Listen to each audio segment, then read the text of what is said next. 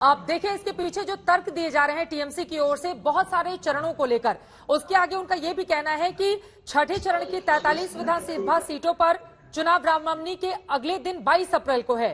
TMC का कहना है कि जानबूझकर किया गया ताकि राम का कार्ड वहां पर खेला जा सके और ऐसी बहुत सारी तारीखें हैं जिसको इसी तरह से तैयार किया गया है ताकि बीजेपी को फायदा पहुंचाया जा सके।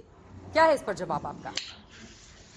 देखिए, मुझे लगता है कि जिस प्रकार से पश्चिम बंगाल की राजनीति में हमने हत्याओं का दौर देखा है, विधानसभा चुनाव के दरमियान हमने देखा था, लोकसभा चुनाव के दरमियान देखा जब स्थानीय निकायों का चुनाव हो रहा था उस समय भी आपको और हम सबों को पता है कि किस प्रकार से 30% जो लोग थे जिन पर चुनाव ही नहीं हो सका, चुने हुए प्रतिनिधि जो है वो बिहार और झारखंड भाग करके चले गए थे। तो एक ऐसे दहशत के माहौल में जब तक वहां कई फेजेस में आप चुनाव नहीं कराएंगे, और गौरव भाटिया ने सही कहा कि जब 2011 में चुनाव हो रहा था तब इतने ही लंबे चुनाव में जब सीपीएम को हटाने की बात थी तब ममता बनर्जी वही तर्क दे रही थी कि जब तक कई फेजेज में चुनाव नहीं हो जाते हैं, फेयर चुनाव नहीं होता है, गुंडागर्दी वहां होगी, इसलिए फेयर चुनाव होगा तभी हम वामपंथ को हटा सकेंगे।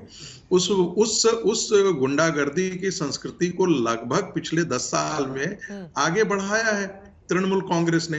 तो स्वाभाविक है कि ऐसे में वहां पर इतने फेजेज में चुनाव हो रहा है, मुझे लगता है कि वहां के मतदाताओं में एक कॉन्फिडेंस आएगा। दूसरी बात, कांग्रेस पार्टी जो बात कर रही है कि एक चौंकाने वाले परिणाम होंगे, आपने सही पूछा। राहुल गांधी के दफ्तर से अभी तक बंगाल जाने के लिए कोई भी हाँ नहीं कहा गया है।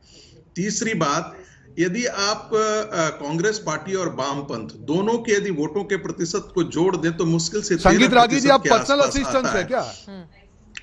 सुनिए तो सही, आप इतने गुस्सा क्यों जाते हैं? कांग्रेस पार्टी वालों को इतना गुस्सा क्यों आता है? आज भाजपा के दो प्रवक्ताओं की जरूरत पड़ रही है, यही भाजपा के खराब दिन आ गए। कीजिए, मैं पॉलिटिकल साइंटिस्ट के तौर पर दो भाजपा के प्रवक्ता की जरूरत पड़ती है। जहां आज तक जैसी चैनल पे आपको दो प्रवक्ताओं की जरूरत पड़ती है, वही आपकी हकीकत दिखाता है।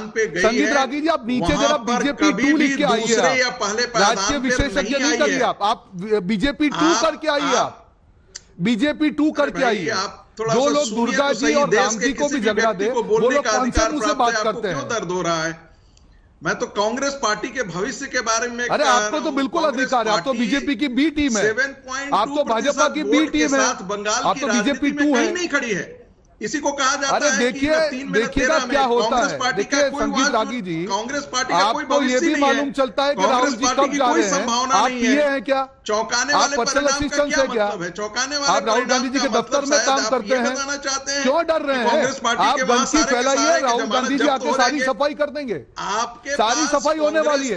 आप कीचड़ फैलाइए, आप कमल है तो कीचड़ फैलेगा, आप दोनों फैलाइए, तृणमूल हो या कमल हो, कीचड़ फैलेगा और हम लोग उसकी सफाई करेंगे, ये कीचड़ की सफाई करेंगे। अब तीसरी बार जाइए, तीसरी बार जाइए और वहां पे रहिए, राहुल जी के आने का इंतजार करिए, फिर मालूम चलेगा क्या होगा। ठीक है, अब जरा आगे बढ़ते हैं। दोनों का कीचड़ राहुल गांधी जी,